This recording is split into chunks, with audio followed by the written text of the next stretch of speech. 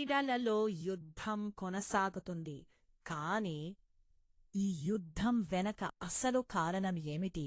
సమాధానమొక్కటే. Oil. మధ్యప్రాచ్యం ప్రపంచంలోనే అత్యధిక oil నిలవలు ఉన్న ప్రాంతం. ఎవరు ఈ ప్రాంతాన్ని కంట్రోల్ చేస్తే వాళ్ళ చేతుల్లోనే ప్రపంచ పవరుంటుంది. ఇరాన్ ఒక పెద్ద ఆయిల్ దేశం. అమెరికా కూడా ఈ ప్రాంతంలో తన ప్రభావాన్ని కొనసాగించాలనుకుంటుంది. అందుకే ఇది కేవలం యుద్ధం కాదు, ఇది పవర్ కోసం పోరాటం.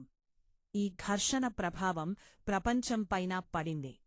ఆయిల్ ధరలు పెరిగాయి, ఆర్థిక వ్యవస్థలు కుదలయ్యాయి, సాధారణ ప్రజలు ఇబ్బంది పడ్డారు. ఇప్పుడు ఈ యుద్ధం కేవలం రెండు దేశాల మధ్య కాదు, ప్రపంచం మొత్తాన్ని ప్రభావితం చేస్తుంది.